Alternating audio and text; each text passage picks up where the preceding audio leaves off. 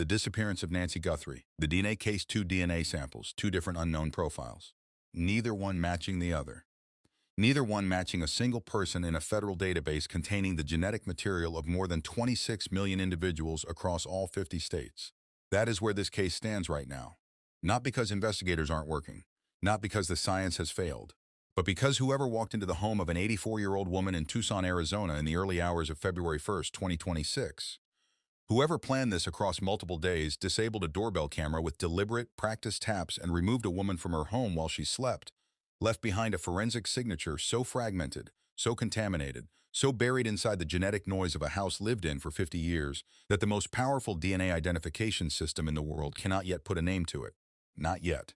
Inside a private forensic laboratory in Florida, a partial unknown profile is being worked right now. Low-level, mixed, incomplete. Sitting in a lab that one of the country's leading forensic genealogy companies has publicly called the wrong destination. A word chosen not for drama but for precision. 2 miles from Nancy Guthrie's front door, a glove was recovered. Visually consistent with what the masked suspect wore that night. The FBI confirmed it.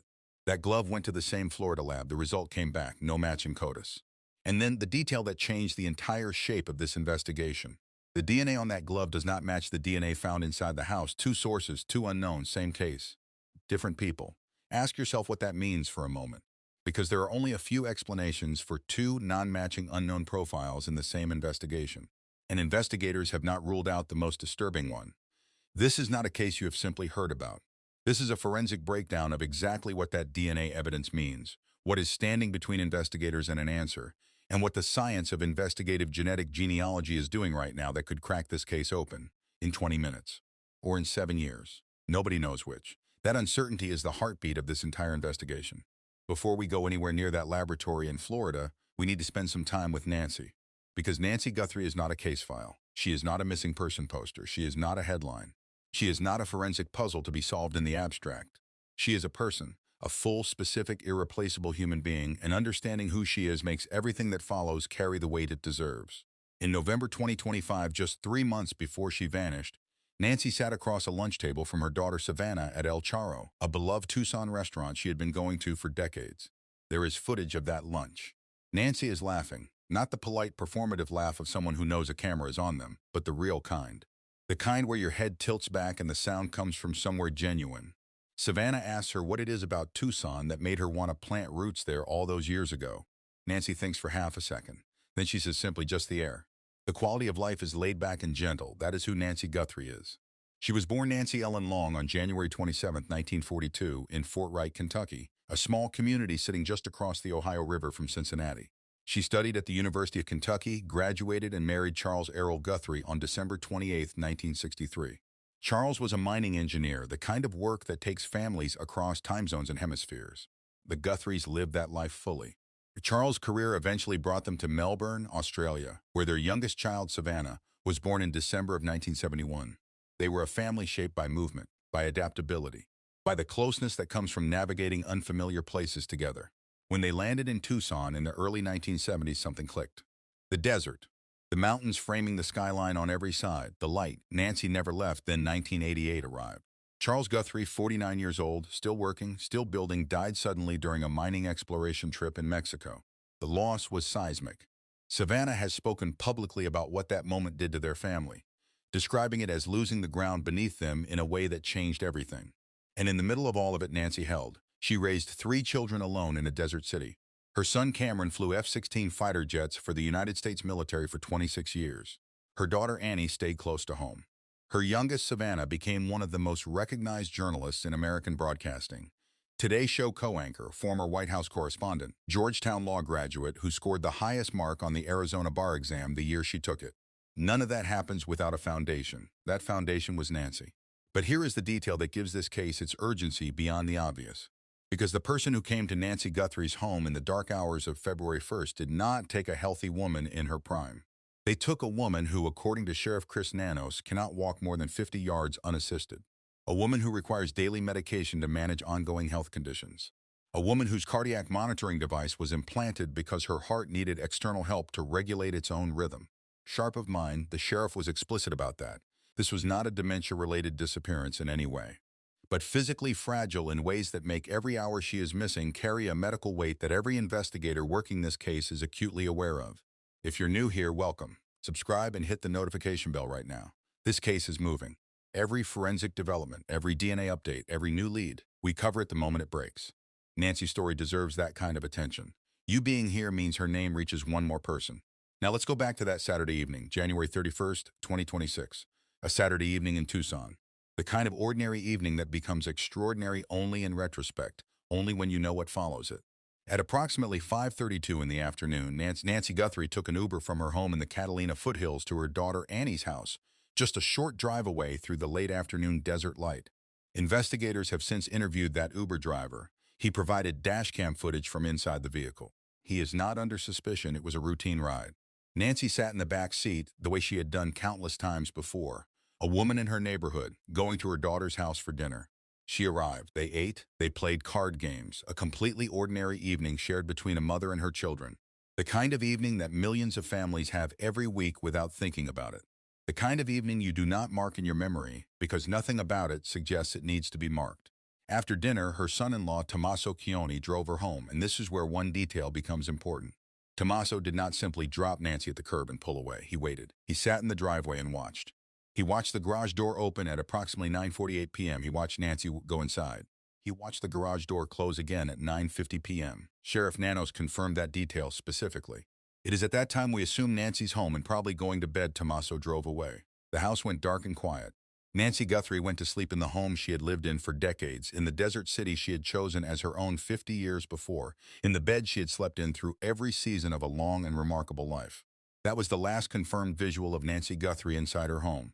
And here is what no one watching that garage door close at 9:50 p.m. on a Saturday night in Tucson knew. The person who would come for her had already been there. Not that night, before. He had stood at her front door. He had studied the layout.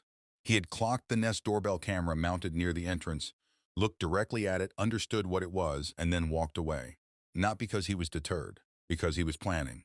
He had gone home, thought through what he needed, assembled what he required, and made a decision to come back. That decision, that calculated, patient, disciplined decision, is the detail that separates this suspect from every category of opportunistic criminal. This was not someone who acted on impulse. This was not a random choice. This was a target selected in advance, approached in advance, studied in advance. And on the morning of February 1st, 2026, he came back ready. Before we go any further, where are you watching from right now? Drop your city or state in the comments. I read every single one. On a case like this, a case happening right now, in a real neighborhood, in a real American city, I want to know where the community is tuning in from. Federal sources confirmed it. Surveillance images released it. On a day prior to February 1st, 2026, a masked individual approached the front door of Nancy Guthrie's home in the Catalina foothills neighborhood of Tucson. In that earlier image, no backpack, no visible weapon, no tools.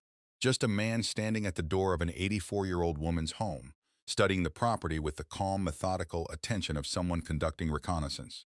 He took in the layout. He noted the sightlines. He identified the Nest doorbell camera mounted near the entrance, looked at it directly, held his gaze on it for a beat, and then he turned and walked away. He did not panic. He did not rush. He simply left, went home, and planned. Think about what that requires. Not just the willingness to come to this house. Not just the willingness to wear a mask, to approach a front door in a residential neighborhood knowing a camera is watching. But the discipline to see that camera, register its presence, and choose to leave and come back rather than act immediately. That is not impulsive behavior. That is patience. That is calculation.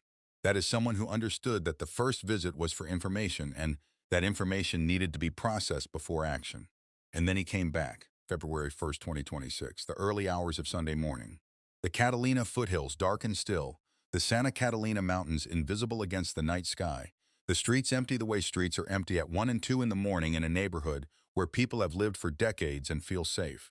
This time he came prepared, a black 25-liter Ozark Trail hiker backpack on his shoulders, a model sold exclusively at Walmart, his hands gloved, his face fully concealed, and what appeared to be a firearm sitting in a holster at his side, a holster that, according to Sheriff Nanos, has some pretty unique characteristics that investigators are actively working to identify. He approached the Nest doorbell camera first, not the door, the camera. He pressed against the device with his gloved hand, light, deliberate taps, testing whether physical pressure could interrupt the connection. When the camera didn't go dark, he reached down, pulled foliage from a potted plant sitting beside the door, and pressed it directly over the lens. The view went black. Then the camera was removed from the premises entirely. At 1:47 in the morning, the Nest doorbell went offline. A woman who cannot walk 50 yards unassisted was now alone in a house where the camera at her front door had just been manually disabled by someone who had been to this property before, who had studied it, who had come back with a backpack and a weapon and gloves and a plan. And the timestamps that follow those 1:47 a.m. tell a story that is precise, sequential, and deeply disturbing. Do not close this tab. What happens in the next 26 minutes, timestamps, the cardiac monitor, the 16-minute window, is the forensic core of this entire case. But before we get there, hit that like button right now. It takes 1 second, and it tells the algorithm to put Nancy's story in front of more people who need to hear it. Go ahead. I'll wait. When detectives work a scene, when they are trying to reconstruct what happened in a house where no one witnessed what happened, they look for timestamps, digital footprints, electronic records, the involuntary documentation that modern technology leaves behind whether anyone intended it to or not. In Nancy Guthrie's home on the morning of February 1st, 2026, the timestamps tell a story. Not a complete story. Not yet. But a precise 1:47 a.m., the Nest doorbell camera goes offline. Not a power failure, not a technical glitch. The device was deliberately disabled, pressed, blocked, and removed from the premises by a masked individual who had been to this property before and who knew exactly what needed to be neutralized first. 2:12 a.m. A separate secondary camera on the property, a different device, in a different location detects motion. Something near the home, someone. But here is the problem. That secondary camera had been operating without an active subscription, which meant it had been continuously looping and overwriting its own recording.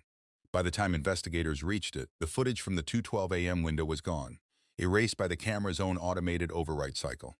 The FBI, working in direct partnership with the technology company that manufactured the device, immediately began the painstaking process of trying to recover any residual data still stored in the back-end system.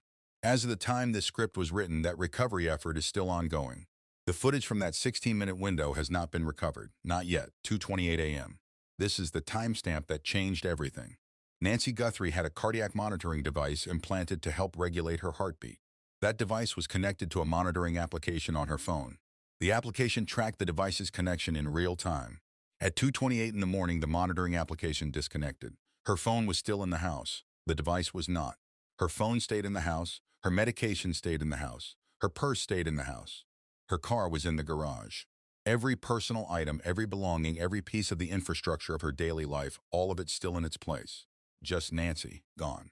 And a cardiac monitoring device broadcasting its last signal somewhere outside the walls of the home she had lived in for 50 years. That 2:28 a.m. disconnection became one of the most significant forensic timestamps in the entire investigation. Not because it told investigators everything, but because it gave them the closest thing they have to a precise record of the moment Nancy Guthrie was removed from her home against her will. The 16-minute window between the secondary camera detecting motion at 2:12 a.m. and the cardiac monitor going offline at 2:28 a.m., that is the window. That is when it happened. The next morning was a Sunday. Nancy had a routine she followed almost every week, watching her church's virtual live stream from home. When she did not appear in the chat, a church member noticed, reached out to the family. Relatives arrived at the house at approximately 11:56 a.m. They walked through the rooms. They saw her things. They did not see her. The 911 call came in at 12:03 p.m. Pima County Sheriff's deputies arrived at 12:15 p.m. What had begun as a welfare check became, within hours, a full federal abduction investigation involving local, state, and federal law enforcement agencies working simultaneously. What time is it where you are right now? Drop it in the comments. I want us to sit in that timeline together. 1:47, 2:12, 2:28. 3 timestamps, 3 moments. That is the window in which Nancy Guthrie's life changed forever. When forensic teams moved through that front door on the afternoon of February 1st, they were not walking into a cold, sterile crime scene. They were walking into a home that had been lived in for 50 years. A home where family members had gathered for decades, where friends had sat at the kitchen table, where churchgoers had visited, where service workers had moved through rooms, where neighbors had stood in doorways and embraced the woman who lived there.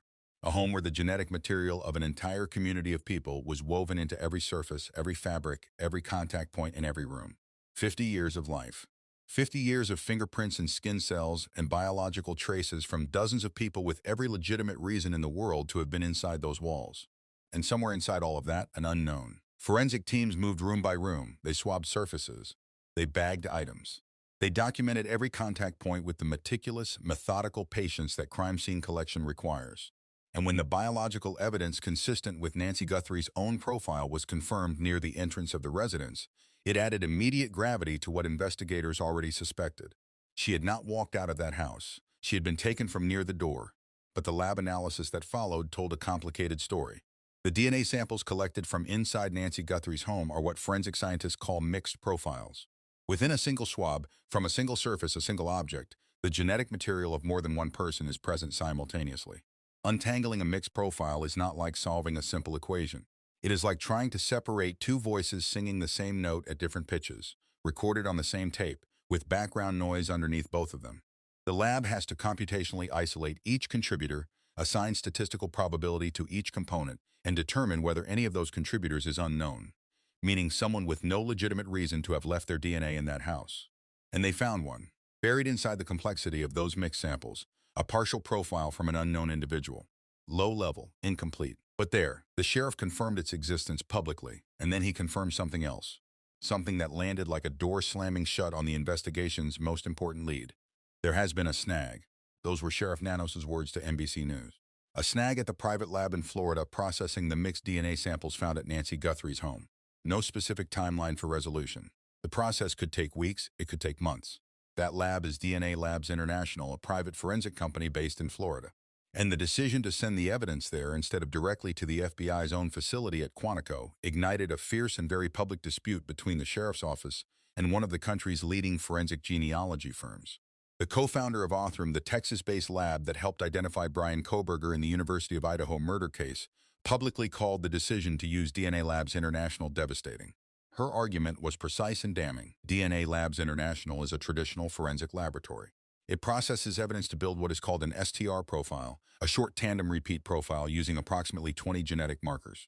That is the standard format required for CODIS comparison, but it consumes evidence in the process. And if the sample is already low-level, partial, and mixed, consuming any portion of it to build a standard profile risks degrading or destroying the very biological material that investigative genetic genealogy would need. Because genealogy doesn't use 20 markers.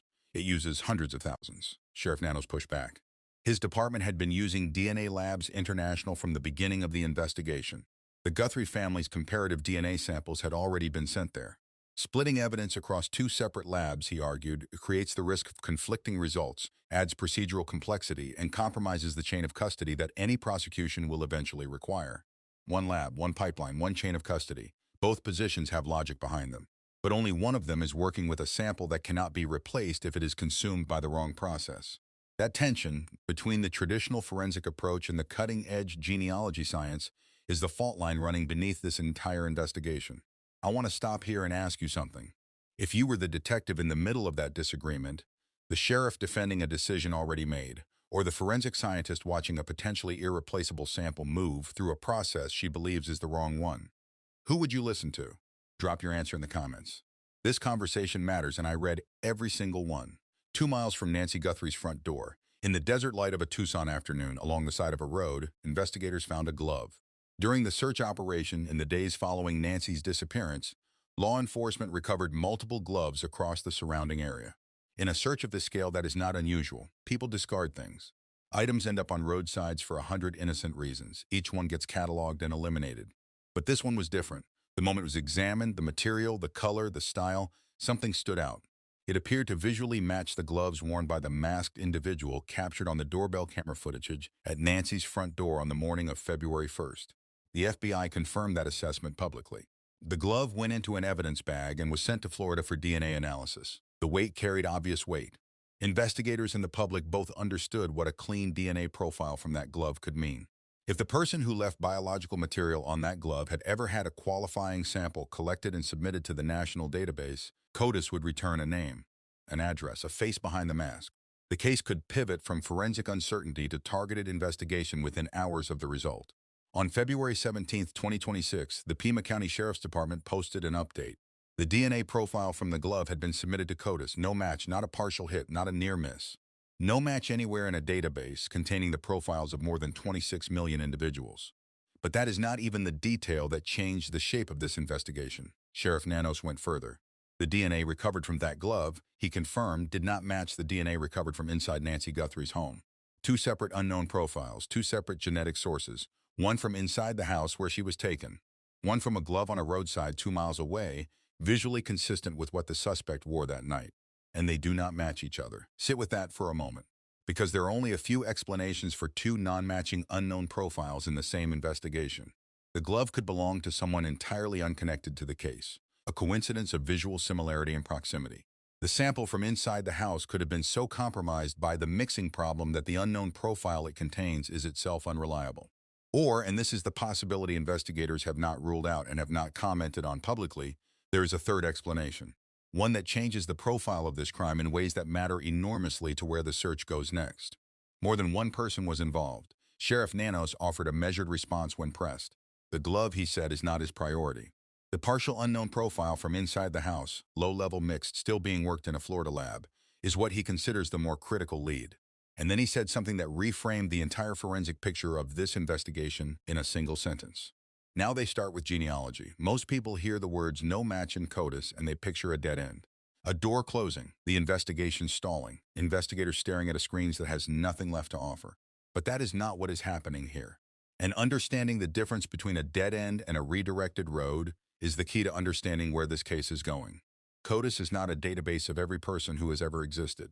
It is not even a database of every person who has ever committed a crime. It is a database of individuals who were convicted of qualifying offenses, primarily violent crimes and felonies, or in certain states, those who were arrested for those offenses and had a DNA sample collected and submitted by a participating laboratory. A no-match result tells investigators one precise thing. Whoever left that DNA has never had a qualifying sample collected and submitted to the national system. That is not nothing. Lay that finding against what the doorbell footage already showed, a suspect who visited the property on at least 2 separate occasions, who arrived the second time with a backpack, a mask, gloves, and a firearm, who disabled the camera first, who understood that a Nest device records in stores, who moved through a house in the dark with practiced efficiency. This is not a first offense profile. This is not impulsive behavior. And yet, zero record anywhere in a system holding 26 million profiles. That combination, extreme premeditation with no qualifying criminal database history, tells investigators something important about who they are looking for. And it makes the next forensic tool not just the next option. It makes it the only option left. Investigative forensic genetic genealogy, referred to in the scientific community as FGG, does not require a direct match to a known offender profile. What it requires is something far more accessible, a relative, not the suspect. Someone who shares a portion of their genetic code, a second cousin, a third cousin, someone who uploaded their own DNA to a public ancestry platform years ago, curious about where their family came from, completely unaware that their profile would one day sit inside a database that a forensic genealogist is now searching on behalf of a federal investigation. The two databases law enforcement is permitted to use for this purpose are GEDmatch and FamilyTree DNA. Both operate on an opt-in consent basis. Users choose to make their profiles available for law enforcement searches. That consent-based model is why those two platforms are accessible while Ancestry, 23andMe, and MyHeritage are not. Those companies require a court order before engaging with any law enforcement request. The gap in database size is enormous. The two permitted platforms hold less than 2 million profiles combined. Ancestry and its counterparts hold 10 to 20 times that number, but the science works with what it has. Barbara Ray Venter, the genealogist who helped crack the Golden State Killer case, uploaded an unknown forensic profile to GEDmatch and received a match to a probable fourth cousin. What followed was approximately 4 months of meticulous family tree construction, working backward through shared ancestors and forward through every branch that could potentially include a male of the right age and geography.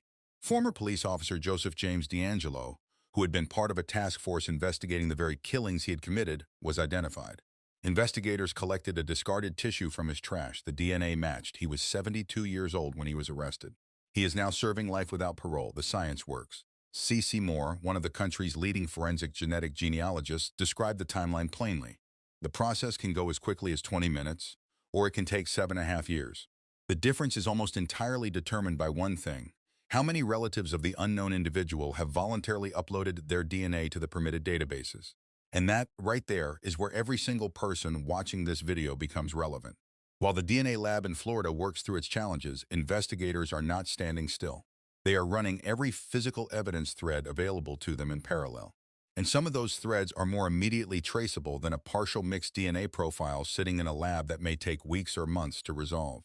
Some of them lead directly to a cash register. The backpack is the first thread. The black 25-liter Ozark Trail hiker pack, visible on the suspect's shoulders in the doorbell footage, is not a generic item available at every retailer in America. It is sold exclusively at Walmart. Sheriff Nanos called it one of the most promising leads in the case.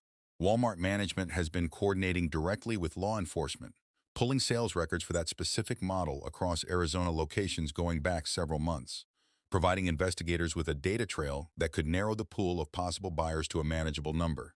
Investigators are also reviewing in-store surveillance footage at local Walmart locations. Every purchase has a record. Every record has a date and a time. And if the buyer used any form of payment other than cash, a debit card, a credit card, a store loyalty account, that record has a name attached to it. The holster is the second thread.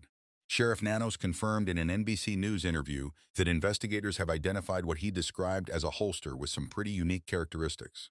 Detectives are canvassing gun shops across the Tucson region, showing the doorbell footage to shop owners and staff, asking whether anyone recognizes the make of the holster, the specific firearm it was designed to carry, or the individual wearing it. As of late February, the holster has not been publicly identified. But that work is ongoing, quietly. One gun shop at a time. Then there is the pacemaker. This is where the investigation deployed something that most people watching the national coverage did not know existed. A portable radio detection device, known operationally as a signal sniffer, was mounted to the skid of a Pima County Sheriff's helicopter and flown at low altitude over the Tucson area in a systematic grid pattern. The device works by scanning continuously for Bluetooth signals, filtering out every emission it does not recognize until it locks onto the unique MAC address registered to Nancy Guthrie's specific cardiac monitor. Morgan Wright, CEO of the National Center for Open and Unsolved Cases, described the process as similar to walking through a crowded room with someone's phone, waiting for their specific Bluetooth device to connect, except with industrial-grade signal amplification and a search radius measured in hundreds of feet rather than inches. The helicopter flew, the device scanned. President Donald Trump publicly criticized investigators for disclosing that technology before using it, stating that if someone monitoring the investigation knew about the search method, they could take steps to prevent detection. His concern was not abstract. It was a direct acknowledgement that the person who took Nancy Guthrie may be watching this investigation closely enough to adapt.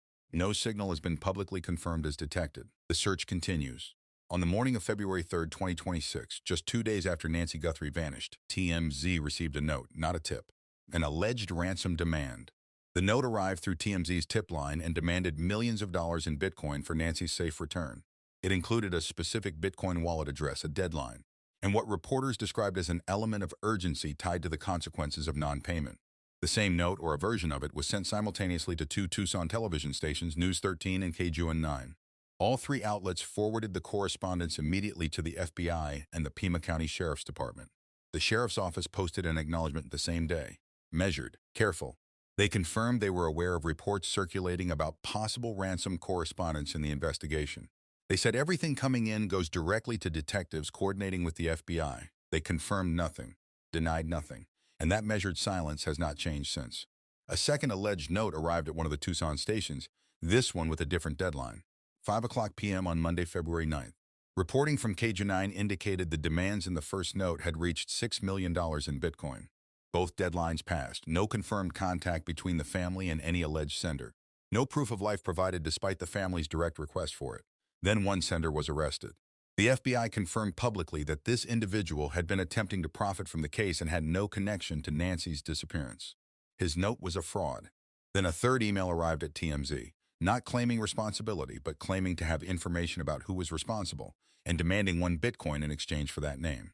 A retired FBI agent who reviewed the language of the notes offered an observation that reframed the picture. The notes used the term USD for dollars, a phrasing that an American would be unlikely to use naturally.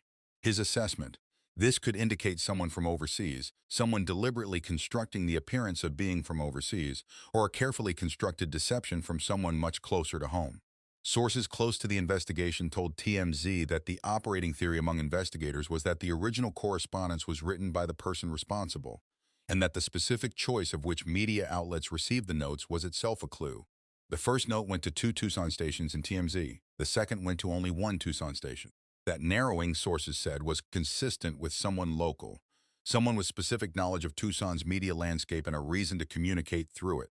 Meanwhile, the volume of incoming information has been staggering. The Sheriff's Office has received more than 18,000 calls to its tip line since February 1st, with more than 4,000 coming in within a single 24-hour period following the release of the doorbell footage. Across the sheriff's office and FBI combined, the total number of tips has reached between 40,000 and 50,000. The family's reward has escalated to $1 million, payable only for information leading directly to Nancy's recovery. The FBI maintains a separate $100,000 reward for information resulting in an arrest. Someone out there knows something. Today is day 26 of the search for Nancy Guthrie, the home where she lived for more than 50 years, where forensic teams worked through every room with their collection kits and evidence bags in the hours after the 911 call is being returned to her family. Not because the case is closed, not because the investigation has concluded, but because the evidence that was inside those walls has already been collected. It is in a lab in Florida, and it is still being processed. Honest, unvarnished, at its comfort of uncertainty, Sheriff Nanos has been direct about where things stand. His contracted lab in Florida is continuing to analyze the samples. They have not reached a conclusion on whether the partial unknown profile is viable for genealogy testing or CODIS submission. His own words, measured, careful, honest, were these: "We're not there yet. No named suspect. No publicly identified person of interest. Savannah Guthrie's 3 adult children and their spouses have all been cleared. The investigation is active. The FBI's technical teams are still working to recover residual data from the doorbell camera's back-end system. And Nancy Guthrie is still missing, without her daily medication, without the medical infrastructure her body depends on. 84 years old, sharp of mind, physically fragile, in the care of someone whose identity a Florida laboratory is still trying to establish from a partial, mixed, low-level DNA sample. Here is what you can do right now. If you have uploaded your DNA to Ancestry, 23andMe, or MyHeritage, download your raw data file today and upload it to GEDmatch or Family Tree DNA. Both platforms allow law enforcement access on an opt-in basis. That single act, that one upload, could be the match that builds the family tree that names the suspect. You may not know that you are connected to this case. The science does not care whether you know. It only cares whether your data is in the right place. What's the weather like where you are today? I think about Nancy sitting at that El Charro lunch table in November, laughing, talking about Tucson's air, its laid-back gentleness. She had lived in that city for 50 years. She chose it. Drop your weather in the comments. Sometimes the ordinary details are the ones that matter most. Let's go back to where we started. 2 DNA samples. 2 different unknown profiles, neither matching the other. Neither matching a single person in a database of 26 million. A partial profile, low-level, mixed, incomplete, sitting in a Florida laboratory right now, resisting every attempt to untangle it. A glove found 2 miles from her front door, submitted to the most comprehensive forensic database in the world, returned without a name. And somewhere between those 2 samples and the answer this investigation needs, a science that cracked the Golden State Killer after 4 decades of silence. A science that needs one thing: a relative. Nancy Guthrie sat at a lunch table in November 2025 and laughed with her daughter and talked about the air in Tucson. Laid back and gentle. She had chosen that city 50 years earlier and never left. Not because she had to stay, but because it fit. Because the desert and the mountains and the light fit the woman she was. She raised 3 children alone after losing her husband at 49 years old. She built a family that flew fighter jets and anchored the Today Show and passed the bar exam with the highest score in the state. She was the architecture of everything they became. And on the morning of February 1st, 2026, someone who had been to her house before, who had studied it, who had come back with a backpack and a weapon and a plan, took her. Wherever Nancy Guthrie is right now, she deserves to come home. She deserves to sit across from her daughter at El Charro again and tilt her head back and laugh at something genuinely funny. She deserves more ordinary evenings. And the partial profile in that Florida lab, resistant, incomplete, but there, may be the thread that makes it possible. It starts with a partial profile. It ends with a name. If this case has stayed with you, share this video right now. Not for the numbers, for Nancy. Every share puts her name in front of someone new. Every view is another person who knows her story and understands what the science needs to solve it. Subscribe, hit the bell, and drop one word in the comments, just one, that describes how you're feeling right now. Nancy Guthrie, 84 years old. She chose Tucson for its air, its laid-back gentleness. She deserves to breathe it again. We will not stop saying her name. Thank you for watching.